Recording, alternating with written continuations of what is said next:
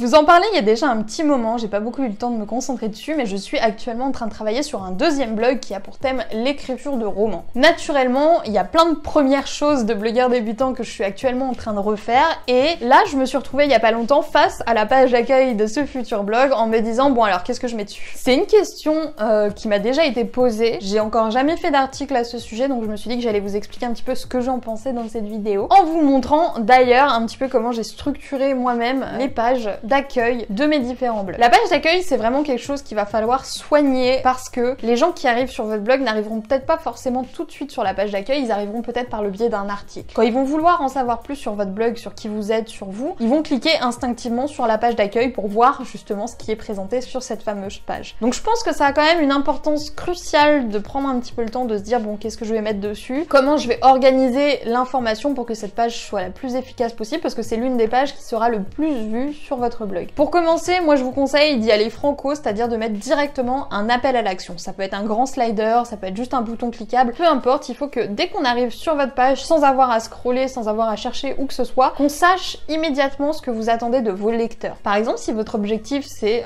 d'augmenter le nombre d'inscrits à votre newsletter, vous mettez un slider avec inscrivez-vous, vous obtiendrez ceci, cela en cadeau, etc. Si votre objectif c'est de vendre des produits, pareil, slider, et vous mettez acheter les produits ici. Il faut que vraiment, dès que la page du blog s'ouvre, les gens aient une idée claire de où il faut cliquer, où ils doivent aller. Il faut pas oublier que sur internet, les gens sont un petit peu perdus, en particulier sur des blogs où il faut fouiller en fonction de comment est organisée votre information. Donc forcément, ces gens-là, ils ont peut-être pas nécessairement le temps ni l'habitude de visiter votre blog. Et si vous leur dites pas j'attends de vous que vous cliquiez sur tel bouton ou j'attends de vous que vous vous inscriviez à tel newsletter, bien sûr il faut pas le dire comme ça, hein, il faut peut-être un petit peu mieux le présenter, mais en gros c'est pour que vous compreniez l'idée. Si vous ne dites pas aux gens inscrivez-vous à ma newsletter, personne s'y inscrira. Les gens vont pas se dire tiens est-ce qu'elle a une newsletter, je vais chercher, je vais fouiller, etc. Mettez-leur directement dans la face votre appel à l'action le plus important, il faut que ça ressorte immédiatement quand on voit votre première page. Deuxième truc à faire, et ça c'est quelque chose que je fais systématiquement, c'est de présenter un petit peu le concept de votre blog. C'est vraiment pas compliqué, il faut juste faire un petit paragraphe de présentation que vous pouvez mettre en page avec des images de la manière dont vous le souhaitez, qui va tout simplement expliquer à vos lecteurs qu'est-ce que votre blog, de quoi vous parlez, pourquoi vous parlez de ça, quels sont les sujets principaux que vous aimez aborder, qu'est-ce qu'ils gagnent finalement à suivre ce blog, est-ce que ce dont vous allez parler va vraiment les intéresser. Pour ça, vous rédigez tout simplement une présentation en expliquant quel est le but de votre blog, pourquoi vous créez un blog, ce que vous voulez apprendre, ce que vous voulez partager avec vos lecteurs, et surtout, très important, précisez bien le type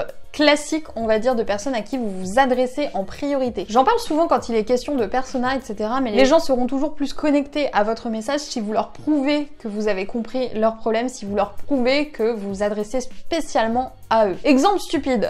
Si quand j'arrive sur un blog, on me fait une description du persona type, on va dire, qui me ressemble, forcément je vais me dire c'est un blog pour moi. Si quelqu'un me dit bon, ce blog s'adresse, c'est vraiment un exemple stupide, hein, ce blog s'adresse aux brunes avec un t-shirt bordeaux, je vais me dire ah, mais je suis une brune avec un t-shirt bordeaux, donc ça m'intéresse forcément. Alors bien sûr, on parle pas ici de caractéristiques physiques, on parle bien de problématiques. Par exemple, sur mon blog, moi ce que je vais avoir tendance à dire c'est vous ne savez pas comment augmenter votre trafic, vous ne savez pas comment créer vos produits, vous ne savez pas comment attirer une audience, etc.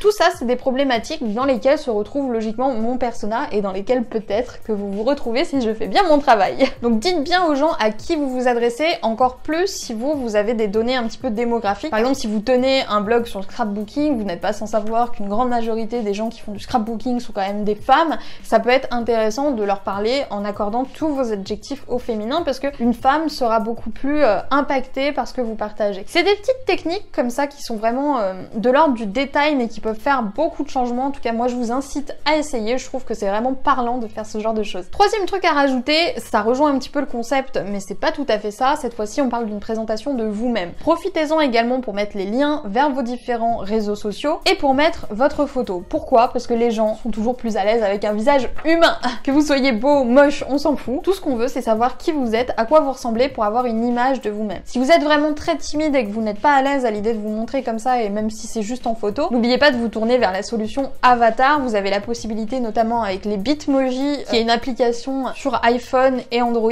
qui vous permet de créer un petit personnage qui vous ressemble, donc vous pouvez rajouter pas mal de détails pour que ça colle à qui vous êtes. Je vous présente mon Bitmoji.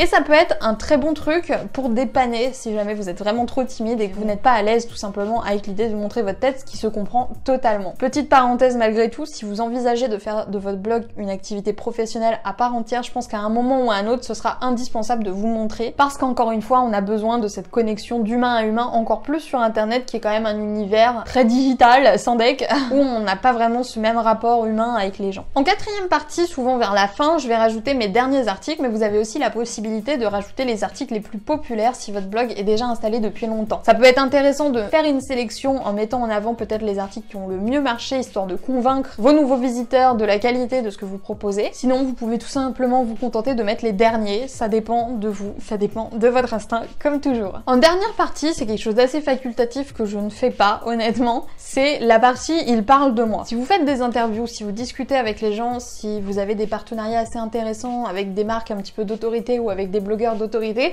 je pense que ça peut être vraiment un plus de dire « il parle de moi », voilà, vous mettez un petit encart, vous montrez les liens des articles qui pointent vers vous, et ça vous rajoutera un petit peu de crédibilité. Alors bien sûr, on n'a pas tous des témoignages comme ça à sortir de nulle part, mais c'est une idée qu'il fallait que je partage avec vous, parce que du coup, ça va accentuer votre sérieux, ça va accentuer la confiance que les gens ont en vous, puisque d'autres personnes disent du bien de vous. Pour moi, franchement, il y a que ces trucs-là à mettre sur la page d'accueil, tout le reste c'est vraiment du goodies, du gadget. N'hésitez pas quand même, malgré tout, même si vous avez le premier appel à l'action tout en haut de votre page, d'en rajouter un à la fin. Et prenez le temps, sincèrement, de la travailler un petit peu, de la rendre attractive, essayez de faire une jolie mise en page, essayez de rajouter des images qui correspondent à l'idée générale de votre blog. Ne vous mettez pas trop la pression non plus, n'oubliez pas que sur internet, en particulier sur un blog, on a toujours la possibilité de rajouter un petit peu des trucs ici et là, de modifier ce qui va pas, donc vous aurez toujours la possibilité de revenir dessus. Donc le perfectionnisme, à nouveau on lui dit ciao.